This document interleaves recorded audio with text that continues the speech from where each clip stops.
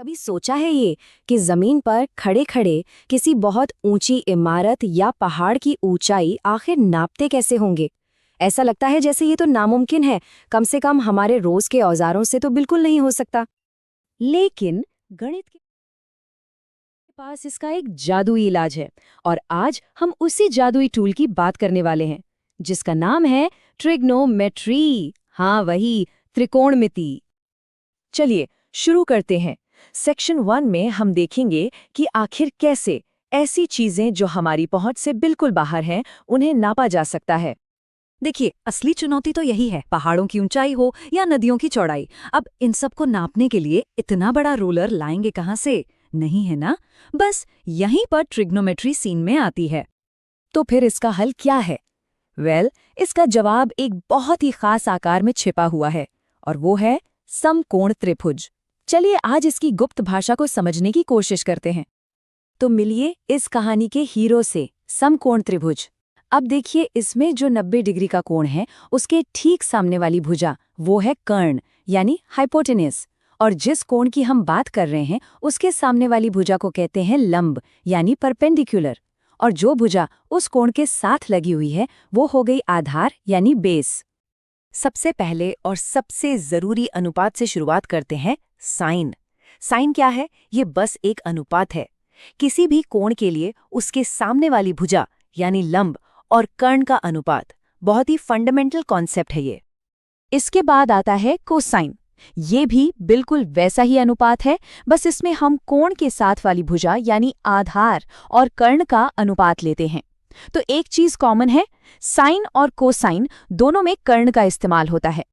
और आते हैं तीसरे मुख्य अनुपात पर, टैंजेंट। ये है लंब और आधार का अनुपात। और एक दिलचस्प बात बताऊं, टैंजेंट असल में साइन और कोसाइन का भी अनुपात होता है। काफी कूल है ना?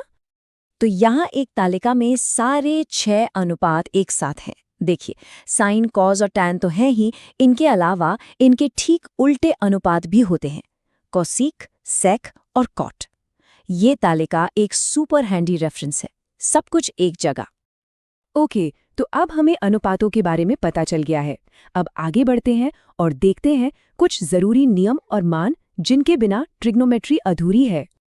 स्क्रीन पर देखिए, सिर्फ एक नंबर है, 1/2। बड़ा सरल सा लग रहा है ना?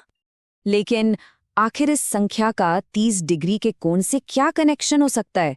यही तो है ट्रिग्नोमेट्री का असली जादू। और ये रहा जवाब। इस तालिका में साफ दिख रहा है कि साइन 30 डिग्री का मान आता है आधा यानी 1/2।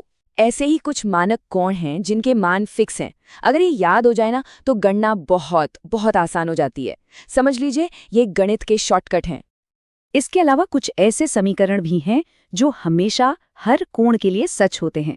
इन्हें कहते हैं सर्वसमीकाएं या आइडेंटिटीज। जैसे कि sine square theta plus cos square theta हमेशा 1 के बराबर होगा, हमेशा। ये आइडेंटिटीज मुश्किल से मुश्किल सवालों को छोटा और सरल बना देती हैं। और फिर आती हैं पूरक कोणों की सर्वसमीकाएं। पूरक कोण क्या होते हैं? सरल है, जब दो कोणों का योग 90 डिग्री हो। तो इनकी भी अपनी खास बात है। जैसे sine of 90 degree minus theta cos theta के बराबर होता है। बेसिकली एक का साइन दूसरे के कोसाइन के बराबर हो जाता है। ठीक है, तो अब हमारे पास सारे जरूरी औजार आ चुके हैं। अब वक्त है इन सबको एक साथ इस्तेमाल करने का और हमारी शुरुआती समस्या यानी उस ऊंची इमारत की ऊंचाई नापने वाली को हल करने का। किसी भी ऊंचाई और दूरी वाले सवाल को हल करने का ये एक सीधा साधा 4 चरणीय फॉर्मूला है। पहला चरण, एक चित्र बना लो। दूसरा, जो पता है उसे लिख लो। तीसरा, उसके हिसाब से सही अनुपात यानी साइन, कोस या टैन चुनो। और चौथा और आखिरी चरण, समीकरण हल कर दो। चलिए अब अंतिम भाग में चलते हैं। यहाँ कुछ प्रो टिप्स हैं जो परीक्षा में बहुत काम आएंगी और आम गलतियों से बचाएंगी। ये कुछ जरूरी सुझाव हैं, इन पर ध्यान देना। पहली बात, मानों वाली तालिका को तो जरूर याद कर लेना, बहुत समय बचेगा। और सबसे जरूरी, जो चित्र बनाया है उसे दोबारा जांच जरूर करना, क्योंकि एक छोटी सी गलती और पूरा जवाब गलत हो सकता है।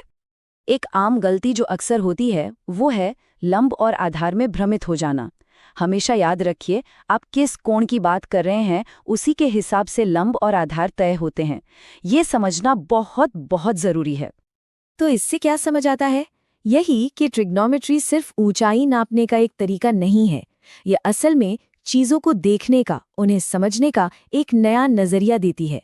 अगर इससे हम जमीन पर पहाड़ों को नाप सकते हैं, तो जरा सोचिए, आसमान में, खगोल विज्ञान और भौतिकी में यह हमारे ब्रह्मांड के कितने बड़े बड़े राज खोल सकती है।